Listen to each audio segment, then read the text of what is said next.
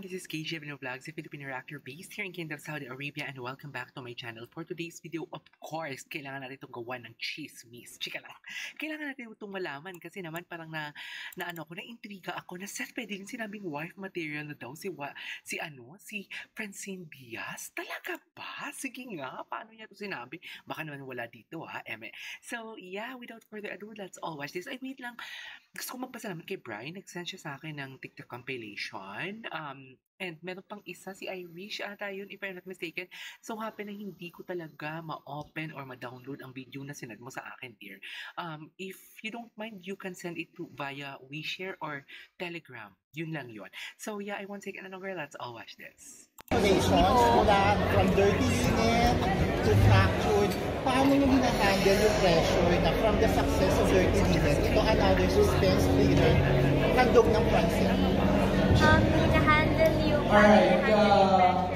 Don't worry, our stars will remain here sa Big Studios. Feel free to interview and do some online content with our cast. We have more than 30 minutes for you guys. Okay, so paano mo hinahandle yung pressure from success ng dirty linen to fracture? Siyempre, unang-una, si Francine, dito siya. So, yung pressure ko, ino-open ko sa kanya.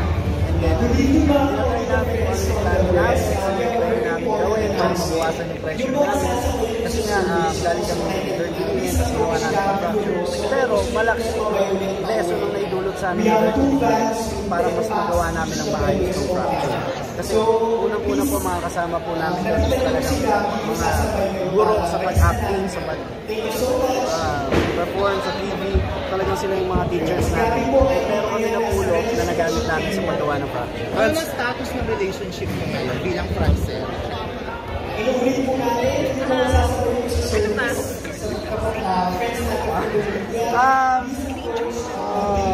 Happy kami ngayon. Happy kami. Yan. Sobrang happy. Ikaw, ano ba?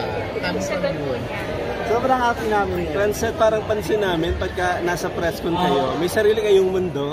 Parang ang tagal nyo hindi nag-usap ba kung bakit napapagkwentuhan nyo during may press con, di ba?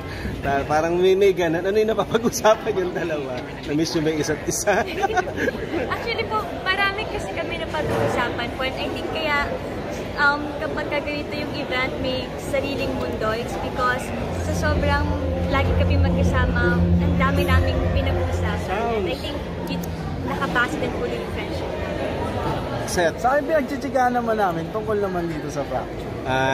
Last na lang sa akin kasi parang nasabi nyo kanina pamature yung role nyo. Nagawa na ni Jeremiah saka ni Oino, ni Kawi. Kayo ba, pagka may mga magandang project ba, ready na rin kayo for a kissing scene? Mas mature. Siguro si Chin sasagot niya. Ikaw, kumbaga ikaw okay lang sa'yo, di ba? How about kay Francine? We'll see po.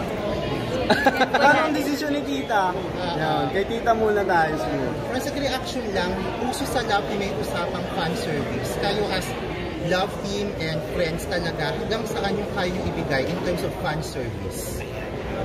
Fan service, I mean... Ano yun? Baba yung mic na kami po ginagawa naman po namin yung trabaho namin. And kung ano po nakikita nyo kasi on-cam, ganun din naman po kami off-cam. So I think wala naman po. Kasi pag fan service, parang fake din.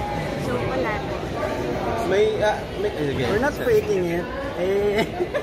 Seth, in one word, paano mo i-describe talaga yung relasyon nyo ngayon ni Seth? Relasyon mo sa Seth. Ano na ba yung close na?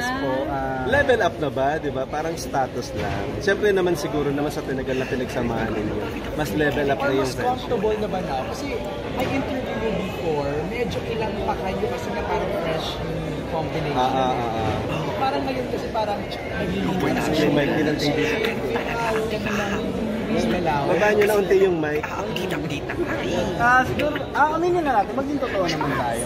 Araw-araw naman po, siguro, nag-i-improve naman po yung samahan namin. Magiging totoo, ano lang po, may nakikilala ako ni Chin, nakikilala niya ugali ko, nakikilala ko si Chin. So araw-araw may progress kami. Pero to be honest po, wala pa kami doon sa iniisip ng marami na ganto, ganyan, ganto.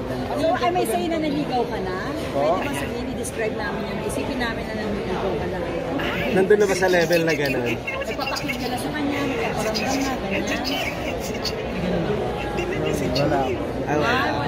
So nasa getting to know each other pa din. Bago siya siguro liligawan ko muna si tita. Mahigpit ba si tita? Hindi naman po. Pero sabi nyo nga, parang sa susunod na project, gusto mo si Francine pa din. Kumbaga yung love team na ba na yan talagang tuloy-tuloy na? Gusto nyo talagang maging friendset na for a long time? Ako po, gusto ko pong personally, gusto ko si Francine makatrabaho ng matagal. Francine naman. Yeah, sorry. Hopefully maging matagal yung love team na pagkasamahan namin. Pero personally, I'm din po na mag-grow kami ng solo din kahit love team kami. Yung maging one boy, paano mo i-describe si Seth sa buhay mo? Basta kami, andito kami.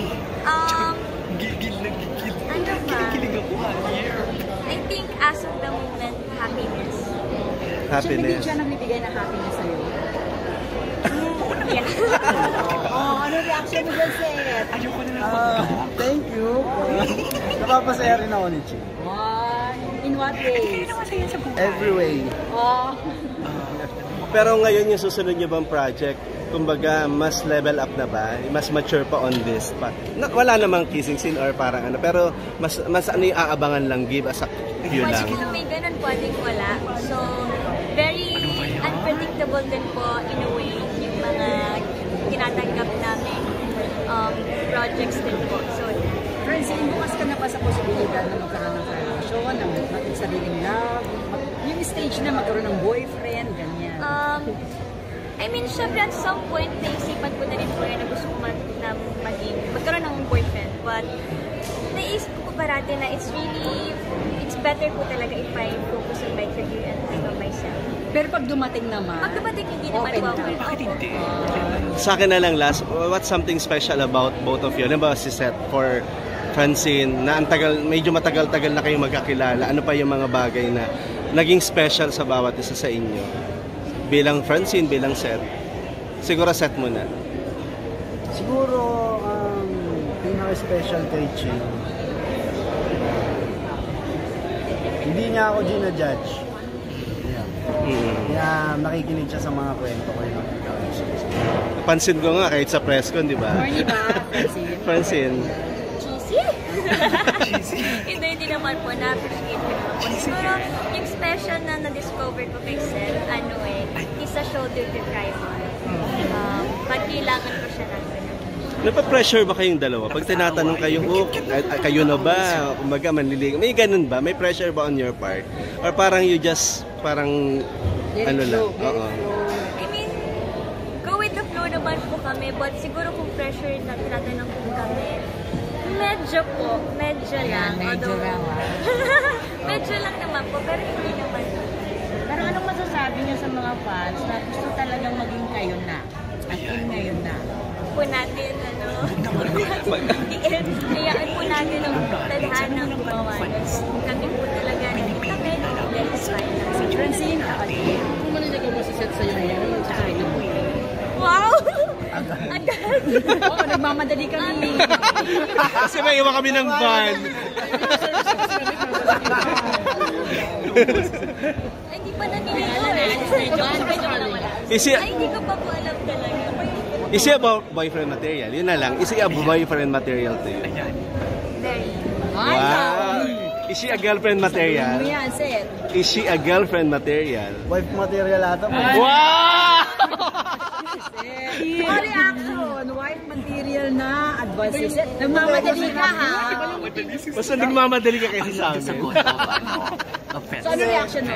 Francine mo na. Napaka kasi, kaya ako nasabi yun kasi gusto ko kung paano siya pinalaki ng pamilya niya. So, Francine, reaction, wife material na daw, hindi lang GF material. Thank you, I guess. Husband material na ba siya? Okay, thank you, Thank you. Congratulations. Version mo. Alright, there you go guys. So this is our for today's video. Wife material and boyfriend material of Francet. Yun na lang siguro ang title ng video natin for today. This is KJ Abilino Vlogs and see you on my next vlog. Bye!